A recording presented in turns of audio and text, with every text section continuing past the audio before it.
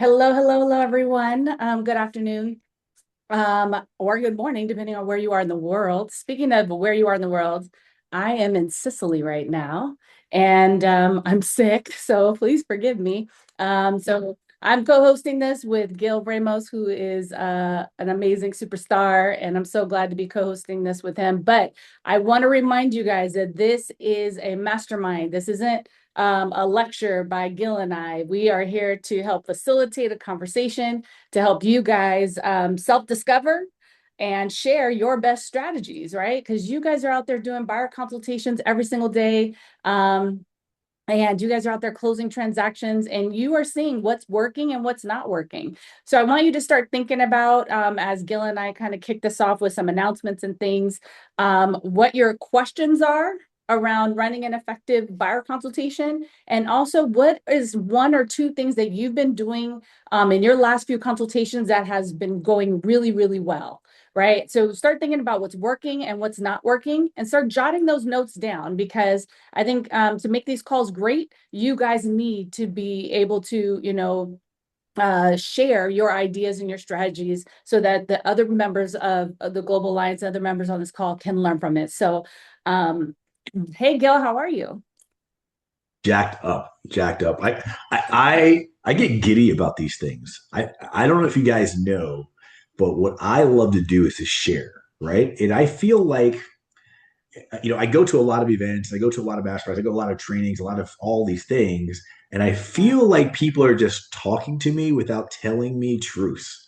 So I hope that I can inspire you guys to develop some truth with me as I tell you some truths from my own personal business over a couple of decades of doing this, that the art of making money is truly an art. This is not something that I can tell you what you can do, but you're going to take some notes down. I'm going to ask you some questions and I'm going to challenge you to think about the buyer consultation a little bit differently. So here's what we're going to do. Like, I know everybody tells you, everybody keeps your mic on, be quiet, blah, blah, blah, blah. I'm going to tell you, I don't care what's going on in your house. I don't care if there's 14 kids in there. Just be prepared just to unmic yourself if you want to. Jump in and interrupt me, right? Because here's what I think is if we can do this together, it'll stick a little differently, right? And my goal is to do a few things. I'm going to tell you the three things that happen in every buyer consultation that is designed to elevate the client and make you money. I'm going to tell you the actual goal you've got to be thinking about as you go through it so you know when to transition. I'm going to tell you about the W's, which is, everybody talks about the W's, but what part of the W is important? How do you get it, inspire it? I'm going to tell you how long the consultation should take because if you go too long, you start losing its effectiveness.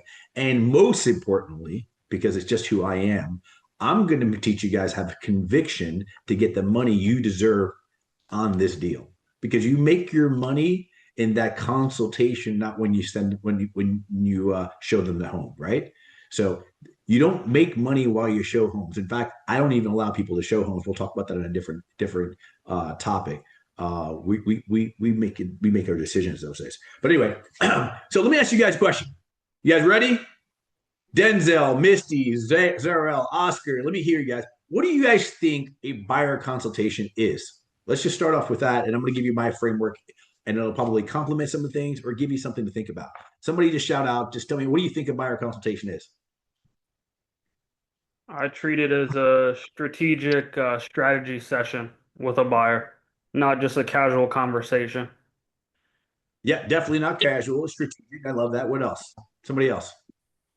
I like to you see it as an opportunity to set expectations with the buyer so they're not surprised and they kind of know what to expect going forward from me and I know what to expect from them going forward. Love that. Set expectations. Critical part of a consultation. What else? One of the things I like to do is go over the contract and set expectations on that. And I always bring a physical contract with me, and I tell them this is the last time you're ever going to see a piece of paper because everything's going to be digital. But then you can circle things, and I learned that from you, Gil. Circle things that are going to be important and tell them about the areas that we can negotiate. But then also building that relationship with them, setting expectations on how the transaction will go, and also how we'll communicate going forward. Good stuff. So being a market expert, going over your value proposition, do me a favor. Can somebody just volunteer to be kind of a note taker and just put some stuff, and then somebody be the volunteer. So if they miss something, you can add it in, right? So we've really kind of already uncovered a few things that a buyer consultation should be. Anybody else? I want like one or two more. Who else can add something to that? I like to call it an education session so that, I'm educating the buyer on, what they have going on, and what we're doing through the process so that they feel confident and clear as we're moving forward. They're not, asking questions or hesitating down the line to sign documents and things because I've educated them on, what to expect. Good stuff. And look, hey, Jessica, good to see you again. Let me just tell you guys, I think there's three more things that we have to just be mindful of. I'm going to give you some three things that we must be mindful for, and then we're going to break down to three things, okay? So I believe a consultation is an opportunity for you to celebrate, educate, and inspire them, right? So let's talk about each one of those. Celebrate, educate, inspire. What are we celebrating? What are we celebrating in that buyer consultation?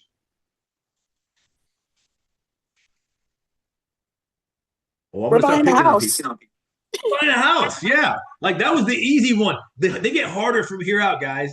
They've made a decision to change something, right? They decided that I want more and I'm willing to do it. And I'm going to start taking the pieces, but their courage is bottled up in this one meeting with you. This one meeting with you might make the difference between them actually getting what they're excited about. So I want to celebrate that. I want to tell them, hey, man, I'm so excited for you, right? I'm so excited to have this opportunity to sit down with you and go over the journey, the timeline, the strategic process we're going to go through. And I was like, what are you most excited about? I must find that out in my buyer consultation. It is principle. I need to find out what are they most excited about. Now, you might be, Gil, I ask them what they want. I don't care what they want. You will never hear me in a consultation asking them how many bedrooms, how many square foot they want. I never ask that. People have sat in my consultations and are very surprised to hear me never ask them a question that's in the MLS. I don't care. I don't care if they want a swimming pool. I just want to know a few things. I want to know what's the decision? Why is that important to them? I'm going to find out their story through the technique I'm going to show you, right? I'm going to show you how like I go through and find out their story. And in their story, I'm going to play two things. I've got two roles. I'm going to be a detective until I have enough information to be a doctor, right? I'm going to get all the information I can so I can then be a doctor and prescribe them what I think might be a great solution for them. And I'm going to have them be part of that solution and say, hey, what do you think about this solution? Am I kind of in the right place? And we'll fine tune. So we're going to celebrate them that they're making a great decision and they're sitting with the right person at the right time to get them what they want. What about education? What should we be educating them right now? What would be 2 or 3 talking points we could educate so everybody hears them, no matter what market you're in? Maybe your market has a little bit different. There's something happening in your market that may be worth educating them. I can tell you in Florida, one of the things I tell people all the time is like, you better be educating people. If they're not in their home by December 31st, they might miss out on one of the biggest homestead exemption opportunities of a lifetime. There's a new proposed bill and stuff like that, not to go too deep for those people who aren't in Florida. But if you move in before December 31st, you qualify. If not, you have to wait 4 years. I want to educate them why they're making such a great decision, right? I want to enhance that celebration. Ben, you are really smart to be making a decision right now. Do you know why? What else could we be educating them? Give me 2 more things we can educate them. Anybody? Kendall, I know you got a bunch of them. We can educate on the process. Okay, tell me more. Educate about there's different steps to it. Yeah, especially like for first-time home buyers, they're not familiar with it at all. So, the first thing is let's talk about the financing. Would you need a lender? Talk about the different programs that are available. When we get to the negotiation phase, there's so many different processes, and we need to explain that to them so they know what to expect. So on the day of closing, there's no surprises. Good stuff.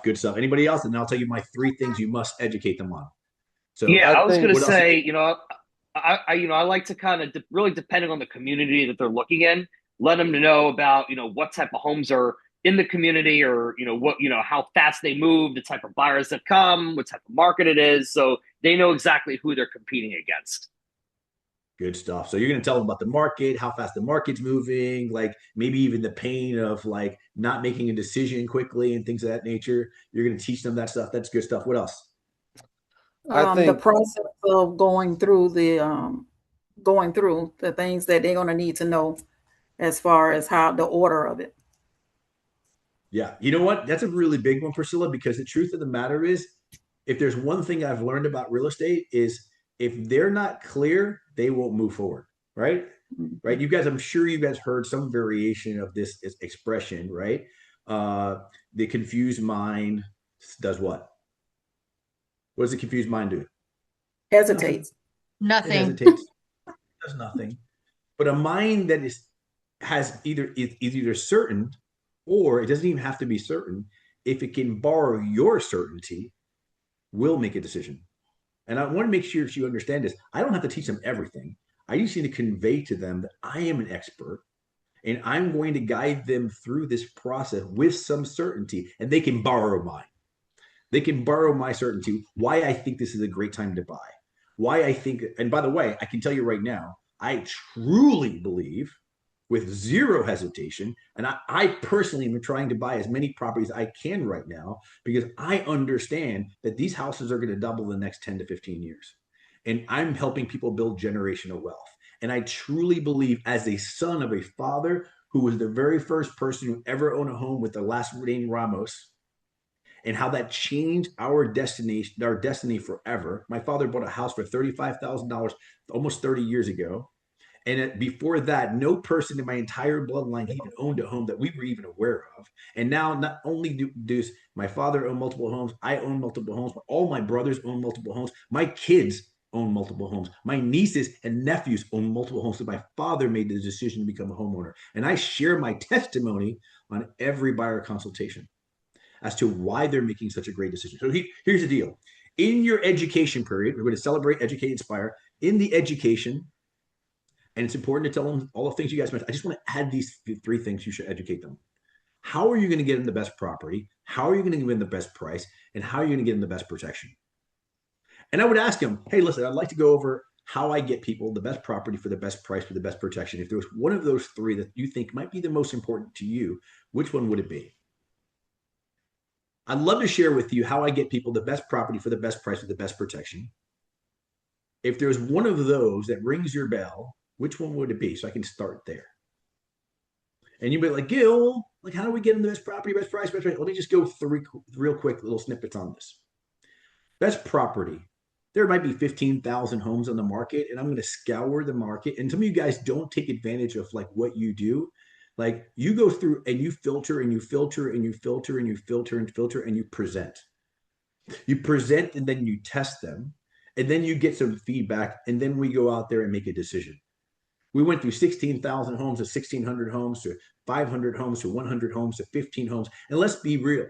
In most of our markets, if you're buying a home in the price range of an average price homes, are there 50,000 homes to look at, or even 50?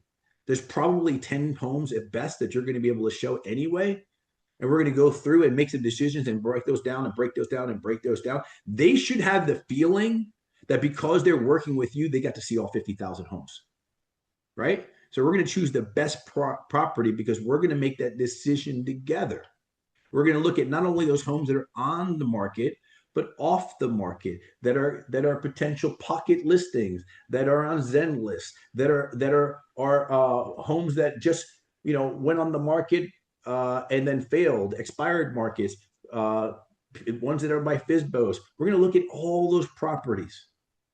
I'm going to look at all those properties so you can make a great decision. If you say, Gil, I don't really care about, I know we're going to choose the right best property, but how are you going to really get me the best price? Well, I strategically write this down. I strategically map out our contract to protect you. I use our state certified contracts, addendums, disclosures to ensure that we'll never pay a penny more than we have to, right? Because we're going to use appraisal contingency, inspection contingencies. We're going to use the right addendums to ensure that we're not going to overpay. And by the way, if they're lending, there's also those things too. If there's FHA forms and things like that, we're going to make sure we use those things. How do we get in the right protection? We have that built into our process. Like, I'm not willy-nilly writing a contract that a lawyer has to, no, it's a fill-in-the-blank contract. I got to let you know. I use the state certified contract. I'm not like those other agents who are going to come in here and Mickey Mouse this. This is important. And I'm going to make sure that I use the top inspectors, the top lenders, the top insurance company, well-rated title companies that deliver the same type of product that I do, that are consumed by the idea of making sure that you have an incredible transaction. I want to make sure I show them. I want to declare that to them right there in that. Before I start talking, so how many square footage do you want?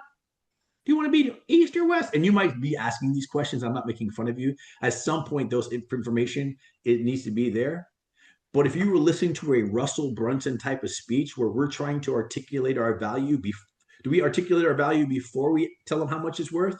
Or do we tell them how much we charge and then we articulate the value? Every great salesman knows you cannot tell them how much they're going to pay until we tell them how much it's worth. Everyone innately, all of you guys, you wouldn't even be in this business if you didn't innately know that we must articulate our value. So we need to show them that we're great listeners. We need to show them that we're celebrating, educating, inspiring, that we're going to get them the best property for the best price, for the best protection, right? And we're going to go into our detective mode. And this is where most of you guys start. So tell me what you're looking to do. And that's a great start, by the way. Like, hey, tell me, like, what does it look like? When you close your eyes and I close my eyes, my goal is to look at the same home. What are we looking at? I actually hope that they play with me in this. Hey, would you mind just closing your eyes for a minute? While your eyes are closed, I need to tell you what my goal right now is. My goal is that when you close your eyes and I close my eyes, and then we leave this table, that we're looking at the same property. Help me envision what that looks like. And I always ask this one question. In Florida, we ask this question. You can think of your question. Palm trees or oak trees? What do you see in front of your home? See, I want to ask a question that creates the creativity part of their mind, the part that creates vision, the part that allows them to speak from their heart rather than the other side that says, we want a 4-bedroom with a good school district facing north. I want a moment with them. I want to have them look away and start visualizing what that home is, what this like to work with me, and to get to a closing, right? I want to imagine that right through the consultation. This is what we get paid for. We get paid for creating the vision, the trust, the courage to bring this through. As we go through this, we're going to go through the who's, the what's, the where's, the when's, the why's, the how's. By the way, I'm going to say that again. When I first started one of my consultations, before we ever had to do buyer agreements and stuff like that, and actually we always had them, I just never used them back then. I would just get a piece of paper and I would write www.wh. And I wouldn't say anything about it. And I would just wait for them to tell me something. So tell me what your house looks like. What are you looking for? What are you hoping for? What have you seen already on the market that you fell in love with? What do you hope that you get you don't think you can get? What must you get? If you don't have 300 questions that you're itching to ask somebody, you're losing out on the theatrics of a buyer consultation. It's a show. It's an art. And you better love this part because this is what we get paid for, right? So who's involved? Who else? Who might be sleeping over? You got a room for me? What's the most important room in the house? These are questions you should be asking. What's the most important room in the house? By the way, everybody has a different room when I say this. If I ask all of you guys at one time, turn off your mic, what's the most important room in the house? We'd hear garage. We'd hear the TV room. We'd hear the kitchen. You'd hear my favorite, the bedroom, right? What's your favorite? I hope that you're writing questions down, and because our questions are what allows us to get paid 3% of an equity. We don't inherently get paid 3% of an equity because we showed them something and they said yes to it and we wrote a contract that's fill in the blank. We get that because we are artists. We get that because we are let me actually write this down. 1, 2, 3, 4, 5, 6, 7. Here's 7 things as to why you get paid so much. Ready? For your negotiation skills. By the way, I'm going to say all of these, and then I'm going to ask you to write down what do you think. So right next to the word, I want you to write down on a scale of 1 to 10, how good do you think you are in this section? Negotiations, 1 to 10, how good are you? Strategy, how good are you at putting a strategy together for your client? 1 to 10. Your market knowledge, 1 to 10. How strong do you feel about your, like I'm looking at Misty Cavanis. I can tell you she's a queen of Apopka. She grew up in Kelly Park. Like she watched these buildings get built. She met every she 10 on market knowledge. How about this? Risk management. Scale of 1 to 10, how much do you consider that as part of your value proposition? I look at Kendall, and if there's one person who's absolutely a 10 on risk management, she's going to consider everything that's possible on this transaction and articulate to that consumer why it's important. Guidance. Do you have the foresight to see what they might be scared of along the way and the courage to tell them when it's necessary? And most importantly, sit up for this one. What do you scare yourself on leadership? Because you are leading the team. Everyone on the team, the mortgage broker, the title company, the insurance company, the inspector, everyone's expecting you to be a quarterback, and you better throw the touchdown. How do you score yourself on leadership? By the way, I want you guys to know, if any one of those aren't a 9, we need to start working on that. There's plenty of classes in the GAP Mastermind, the university, that are being taught in the solo masterminds and the team masterminds. Talk to your team leader and say, hey, you know what? I don't know how to do risk management. I need help with market knowledge. I need help with building a strategy for my buyers. Can we be honest with ourselves? Did anybody score a 9 all the way around? If you are, I want to celebrate you. Because I didn't score 9s all the way around. But I have built my negotiation strategy, market knowledge, contract experience, risk management, guidance, and leadership. Kendall, if I left one of those out of there that you think has to happen there, please tell me. No, you did. You admit you skipped contract experience, but you caught it the second time. That's why I was like, wait, number 7, because I was writing it down for everybody. So okay, very good. That's why I was sorry to interrupt you. That was contract good. experience. Like, don't close it. We got to get 7. Absolutely. No, you're doing great. The W's, the who, the what. Can somebody tell me of all the W's, the who, the what's, the where's, the when's, the why, and the how? Because, hey, if we're going to find this home for you, how are we going to buy it? Are you going to use that cash under your mattress? Or do you want to take advantage of some amazing rates with my preferred lender? Which of the W's is the most important? Or is it the H? Is it the who, the what, the where, the when, the why? Or is it how are you going to buy this? Which is the most important? Somebody tell me. When? Why? We got a few whys. I only got 3 votes out of all of you guys. You can unmic yourself if you don't want to write why. You better believe it. You better believe it. It is why. Why do you want to leave where you are right now? What's wrong with where you live right now? What are you running from? I need to know the emotional reason why you're moving. If not, let's not even do this. Just stay where you are. There's a lot of work. It's a lot of paperwork. You sure you want to go through this pain? Yeah, that why is their motivation. And I need to know that your why, and I ask them, I need to know. Because if your why is not strong enough, you're going to give up through the process. Are you a quitter? Because it's going to be very easy for you quitting in this process. There's going to be some suffering. There's going to be some confusion. I need to know that you got it to take, because if you don't have it, I have a word for you. Renter. Are you going to be a renter at the end of the process, or are you going to be a homeowner? I'm betting you're going to be a homeowner. I'm betting that you're resilient. I'm betting that your why is strong enough. I think, and I always tell them, whatever their why is, I celebrate it. Man, I'm super excited to get you off the highway and get you closer to your job. I'm super excited to get you closer to your mom. I can tell you, you know what? After you just shared your story as to why you want to do this, I am locked in. I'm locked in to make sure that your goal happens. I'm locked in so you have the backyard you want. I'm locked in so you can feed your family. I'm locked in so everybody has their space. I'm locked in.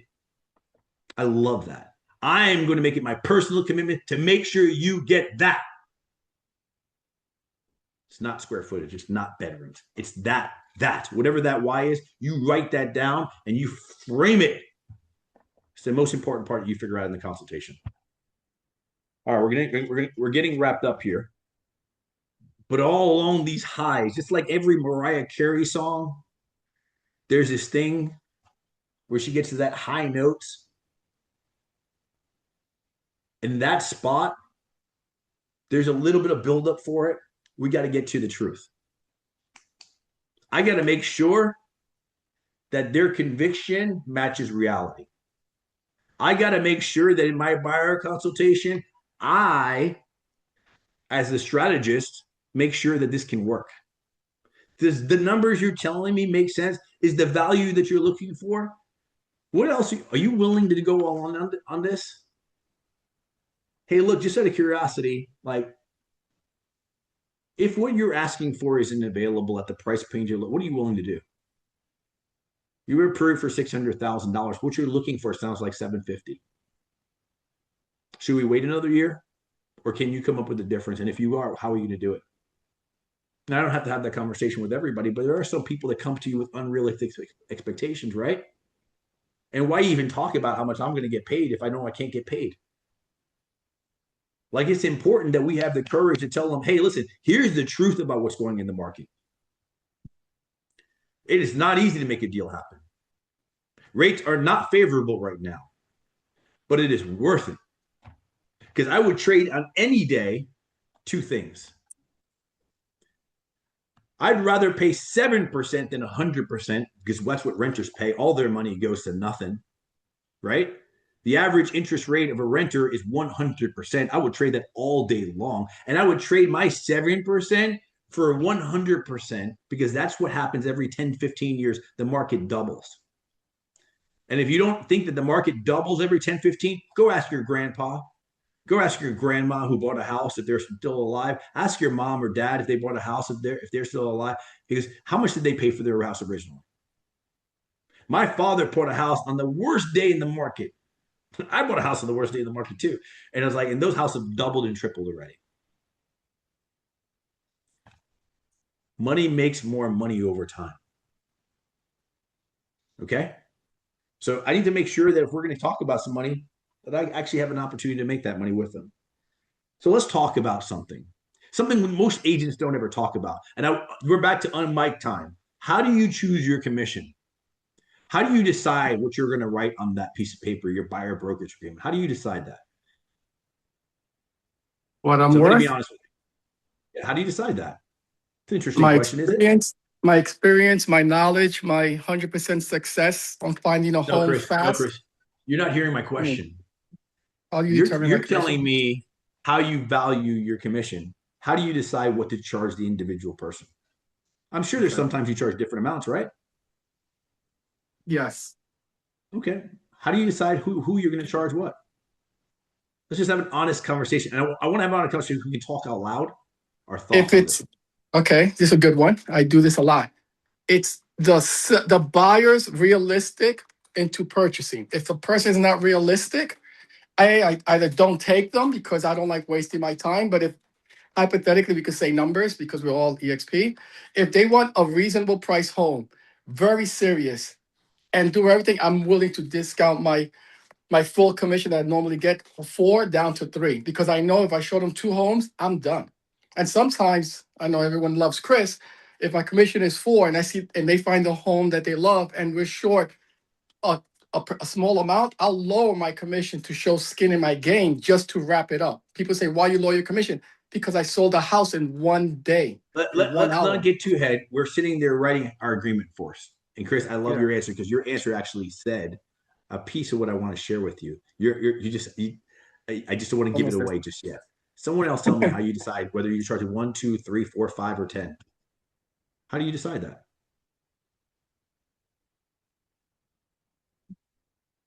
We're just talking out loud. How do you decide 1, 2, 5, or 10? I've never had to decide. It's always 3% unless during negotiations I can't get it. So so non-negotiable. For some people, you have a go-to standard. That's what I just do. It's just I consider myself. But you know what I find? I find it a little bit interesting, and I want to just talk out loud. People who say, "Hey, I just charge 3%." Well, what if it's a $20,000 property? What is it, a $10 million property? Is there no consideration to like any of that? I'm just curious. Is there any consideration to how hard the job is going to be?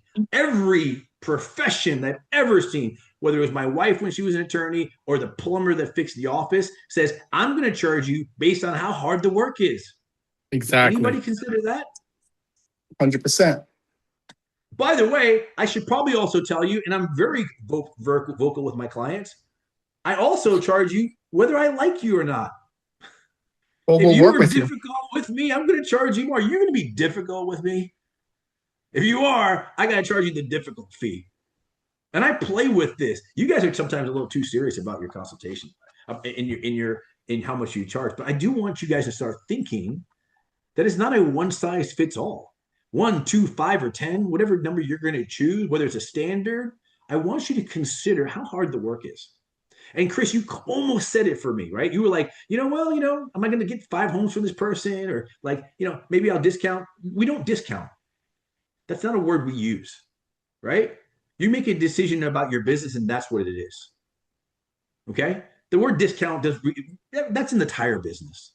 We're not the tire business. We're strategic advisors. There's no discounts. There's no coupon codes, right? As far as I'm concerned, I'm only deciding how much more am I going to charge you.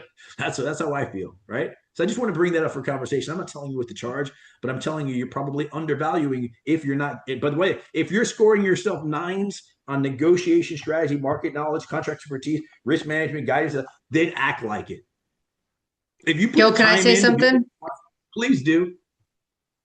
So for the first time ever, I've had a buyer pay a portion of my compensation. Usually I will adjust it down to whatever the seller is paying.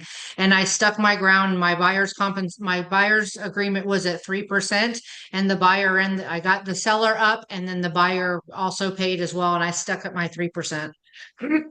Well, that's a whole other masterclass. I would love to have an opportunity on GAP Mastermind to come back and teach that class. Because I got to tell you, I don't know when we write contracts where we're like, oh, let's just rewrite the contract. So you, the person who's getting all the value of the contract, doesn't have to pay me. That's a whole nother masterclass. Kendall, you feel me on that? I know that definitely needs to happen. So where am I on time? Oh, I'm 35. I got a few more minutes to go. And then I just want to open it up for some questions because I'm sure some of you guys were like, but Gil, your Gills will get answered in just 2-3 more minutes, okay?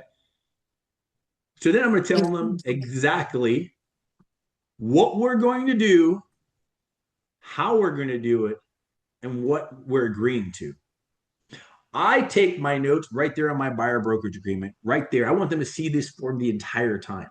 That whole additional terms, I'm writing in pen. I turn it over. I take notes. And I'm like, hey, do you mind if I recap this? And if I miss anything, you let me know. But it's not, because this is why we're doing this. On a scale of 1 to 10, how would you rate this, the why? I'm going to go through my W's and H, and I'm going to ask them to score them. Let me show you how this looks. Priscilla, you told me the reason why you want to move is because you want to live closer to your mom. Your mom's not doing so well. You just want to be there when she needs you. How important is the why? Gil, that's a 9, right? That's a 10. You told me what you want is you want a single family home, and you don't want a townhouse. You want a condo. How important it is? Oh, that's a 10. I don't want a condo. I don't want that. But okay, great. You told me where you want to live. I'm going to go through all of those with them. And I just wanted to, am I on the same page? Perfect. So we're in alignment. Perfect. Let's keep going. Let me show you this form. Let me show you why I use this form, and most of my friends don't use this or work for different brokerages. I use a 3-page buyer brokerage agreement. Here's what page 1 says. All the details of the who, what, where, when, why, additional terms. We're going to put some extra stuff inside there too. It's going to talk to you about how much I'm going to get paid. It's going to talk, but the second page is where most of the reason why people don't use this form. And if you look at your buyer brokerage agreement, it looks very similar to your listing agreement, no matter what market you're in. On the second page of most buyer agreements, it says, here's what you're accountable for, and here's how you get fired. Do you mind if I share with you? By the way, emphasize this in your buyer consultation. Do you mind if I share with you what I'm held accountable for? And the process for letting me go. You have the courage that your presentation is strong enough that I'm going to show you exactly how to fire me. I want to show you, because you know what's right after the section where you hold me accountable for? Before you sign this document, you know what you're really signing? What are you accountable for?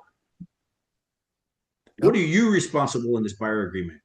To provide me the information, to allow me to account for the mortgage, things of that nature. I don't know what everybody has buyer agreements are for, but you got to make sure that you go over that. And before I sign, you'll sign. Before you sign, I sign. And I want to make sure that we're on the same page, right? I tell everybody I do above average work for an average pay.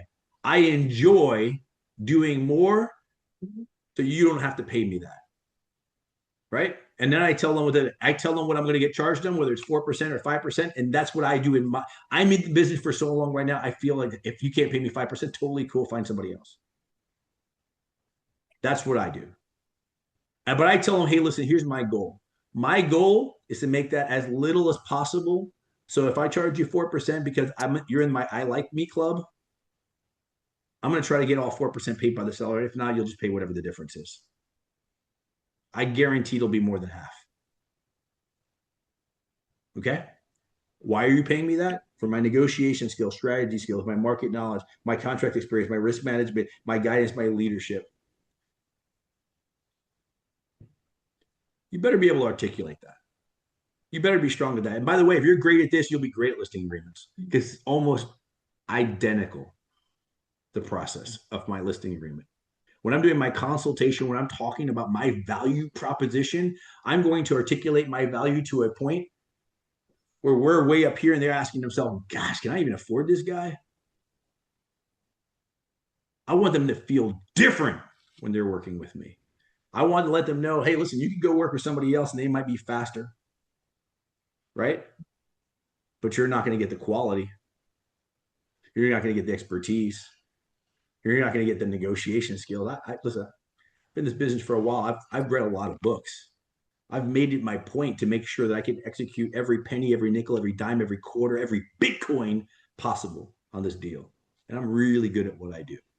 I'm so good that my ex-wife, who fought me in court, hired me to be her realtor. Why do you think she did that? Because I'm good at what I do. By the way, I didn't charge her the friendly fee.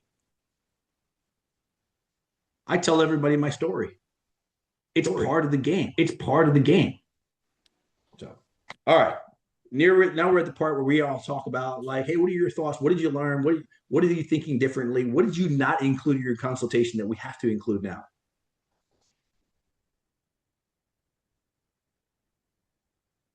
Come on, Oscar. I didn't hear you say anything. Oscar Chavez, tell me something you learned. Or I never come back. It's all on Oscar. Well, I'm learning a lot. I'm basically new. I just got like 1 month in the business. I'm so And glad I picked you. so, what you're saying right now it works out great for me. Does that give you a structure to be able to kind of be like, okay, this is what my consultation should look like? Yes, actually, this past Saturday I did a listing interview, and it was simple. I did it as simple as possible, and I got the signature. So it wasn't simple, Oscar. I can tell already you're a kind person. I can tell you're an easy person to get to know. You probably articulated who you are as a person. You showed them that you were an expert. You showed up on time. You looked professional. I'm sure all of those things happened. Those things aren't simple. If it was simple, everybody could do it. But I can tell you're a professional. What did you do before? You sold insurance, maybe? Did you sell insurance before? I sell insurance. See that? You got it right behind you. Like, you already screamed. Exactly. Right? So, like, I want you guys to understand is, like, there's so many things in a consultation, but if there's one thing you learned today, what was it? Somebody share up. For me, it was asking them, what are you most excited about? Because it kind of goes back to that saying, people don't forget how you made them feel. So getting them excited, Good stuff. Good stuff. And we can always do a little bit more of that, right? So what else? What else did you pick up along the way?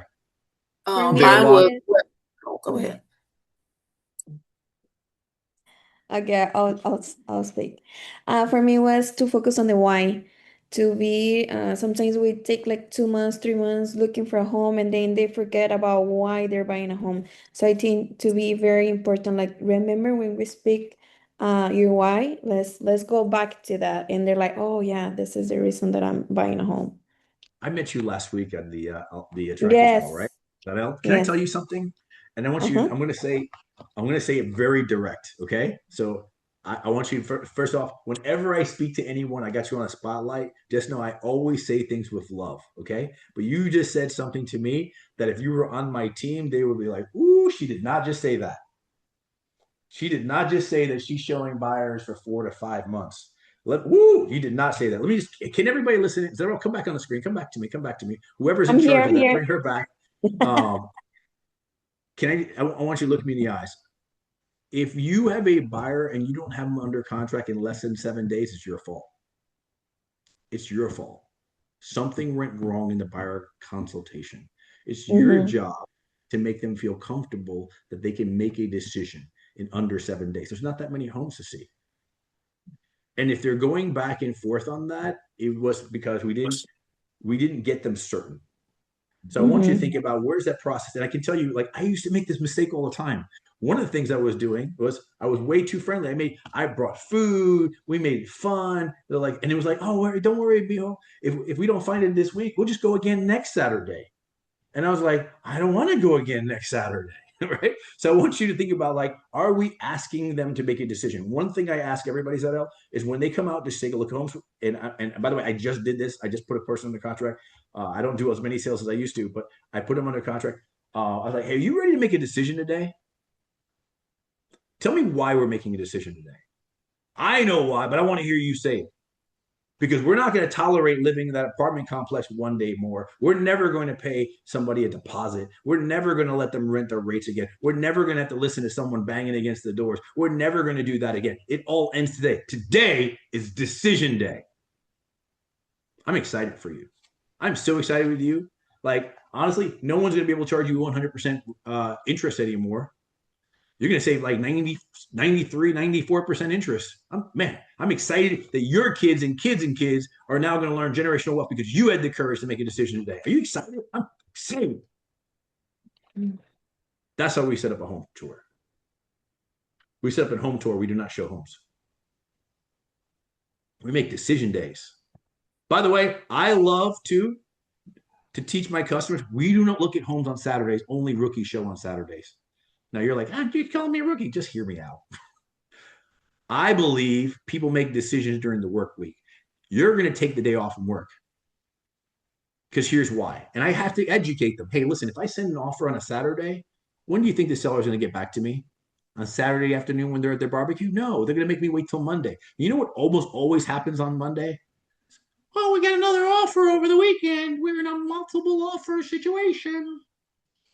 But on a Tuesday, hey, listen, Frank, I've got an offer for you, but it's good for 1 hour. Is there any reason why you can't have a conversation with your seller and within the hour and get me a yes or no on my offer? No, dude, he doesn't even get off for dinner. Okay, I'll give you 2 hours. But I need to wrap this up before dinner. If not, I got to go back on the tour because there was another property that they kind of liked, and they'll go with that one if this one's going to work. He goes, I want to help you get paid. You want to get paid today? Let's make a decision today. Call your sellers and tell them I'm sending you an offer and that we need to get this resolved within 60 to 120 minutes. The clock on's when I send it to your email. Are we committed to that? Can we play the game? 2 hours. That's all we got. Right? So I want to make that decision Tuesday, Wednesday, Thursday. Ideally, I don't want to write an offer on a Friday and have to wait till Monday. Does that make sense, guys? Experts work Monday through Friday. I'm not saying you can't show on a Saturday and Sunday. I'm not saying that at all. Don't hear me wrong. But if you could move your business to Tuesday, Wednesday, Thursday, your approvals will come faster. And if I can speed up your business, you'll have enough time to get 1 or 2 more deals per year. Okay? So I know you're going to crush it. I know you're going to crush it. Who else? What did you learn? If there's one thing you're going to, by the way, be honest with me. Tell me out of the 1, 2, 3, 4, 5, 6, 7 things I ask you to score 1 to 10, which is the one you need to work on the most? I can tell you, you guys would be surprised to believe this. Back in 2005, when I was officially licensed, but I was in the business before 2000, my number one thing, if I was being honest with you, would have been negotiation. Everything I know about negotiations, I learned. If there's one thing that is fast to figure out is negotiation, but you're gonna have to read some books. If I gave you my top 5 or top 3, like who has a really good negotiation book on how to negotiate? Who Never share with me a split book the that helps difference. you negotiate? Chris Voss is like always the top of the list. What else? Hey, the training Jordan Belfort, Straight Line Persuasion, I think too. Dude, the Jordan Belfort class in the Global Alliance University, I've watched that 3 or 4 times. Same Like, here. if you guys don't know Jordan Belfort, he's the guy who did the Wolf what's of the Wall name of the book? Street. Wolf of Wall Street. And he articulates how he was able to get people to buy, right? And it's almost like he sings his selling process, and he has a very storyline way of like articulating his process. Like, you just have to just expose yourself to more negotiation books, and you'll pick up one thing here and one thing there and one thing there, and you'll learn, like, if I can do X, will you do Y, right? Which is probably one of the highest negotiation techniques that I use. If I can get this for you, like, if I can get you an offer, can you get me an answer in less than 120 minutes? If I could. If you can't, I just won't send you the offer, right? I'll move on to the next guy. But if you want to get paid today, what are you getting paid? You getting paid 3, 4%? I want to get you a big check. Can I get you a big check?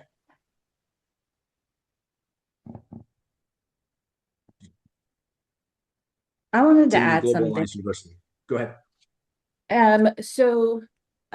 One of the things that I wanted to kind of put a pin in this for everyone with what Gil is teaching you and sharing with you and getting you guys to honestly get more comfortable with, right, is creating a little bit of tension. I think that a lot of real estate professionals think that the secret is like be frictionless, make it easy, remove all the friction, right? But sometimes a little tension and a little friction is good because it forces people to do what is to make micro commitments. Right. So like the easiest way to get someone to make a big commitment is to get them making micro commitments along the way. And a lot of what Gil is teaching you is how to get people to make a decision.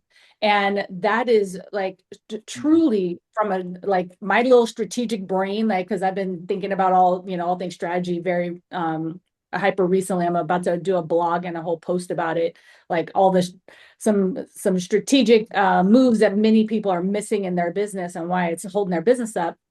But it's because they're not approaching their business with strategy. And like, what I love about what Gil taught you here too is a strategy for how to approach your consultations as opposed to a script. So scripts aren't bad. And I think he gave you some great scripting language, for how he says things. But I hope that's not exactly what you feel is the most valuable thing to take away. Although he did have some great lines in there. Like, I love the 7% interest rate versus 100% interest rate for renters. I'm like, that is going on social media. If I don't see that on everyone's social media, some sort of carousel or reel or something, you are missing out on good content right there. But like, really, he's trying to give you a strategy. He gave you like a 1-3-7 framework, right? Like, he gave you a framework today to help you break down the different pieces and parts of your consultation. Again, not from a scripted perspective, but from a strategic perspective. And when you have strategy, that is when it's so much easier to close the deal, right? And he's getting people to make micro commitments to say yes to small things, and say no to small things so that they can say yes and no to the bigger things. So I hope you guys caught that like that underlying lesson that he gave you right now. I mean, he just did a masterclass in it. And I hope that you guys will go back and re-listen to this call and please share it. Like, so the calls, someone just asked again in the chat, the calls live in HQ. You have to go and get into our community. If Franny, if you could drop the link to join the Global Alliance community. This is separate from the hub. The hub is an EXP community. We want to see you in there too. Like that's where you'll get a lot of EXP announcements and things like that. But specific to Global Alliance, we moved everything from the university over into the HQ department. And so there's tons of content, tons of resources. We're looking to build community there. You can download it onto your phone as an app. You can also access it on a browser on your web, on your PC or Mac or computer, laptop, whatever.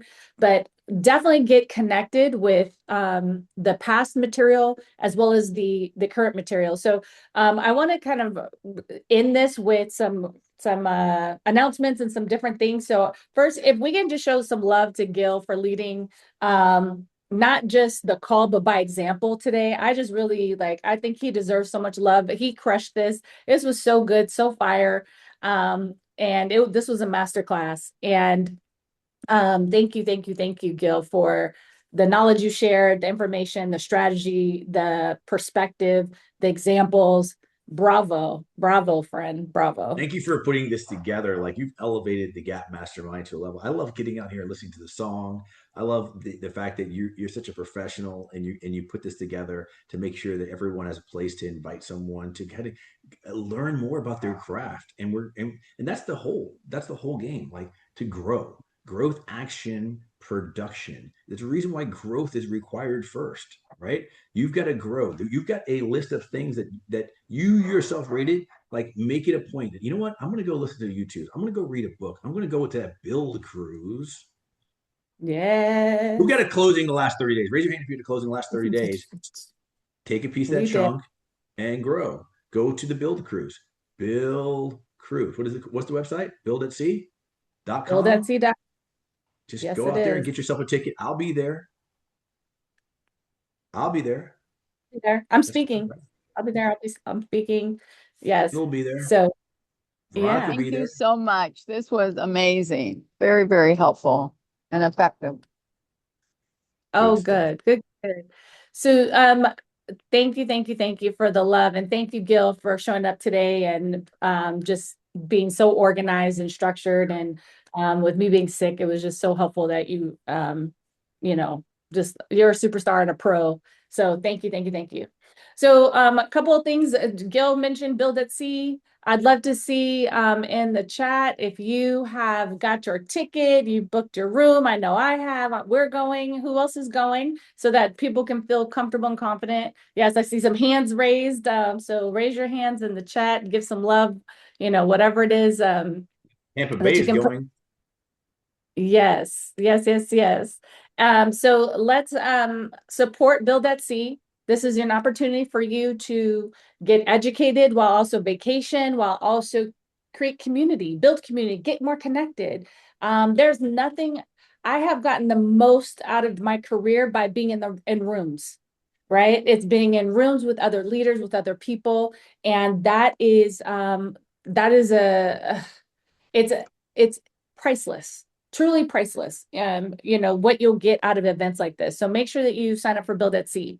The other thing is, Franny, if you could put up the screen on the series. So for those of you guys that don't know, like what Gil was mentioning was I put together a 13-week series for GAP Mastermind to just kind of give it a refresh, a restart. And the goal of this is to close the gap between where you are and where you want to be in your business. Again, GAP stands for Growth, Action, Production. That is what we're about here at the Global Alliance community at EXP.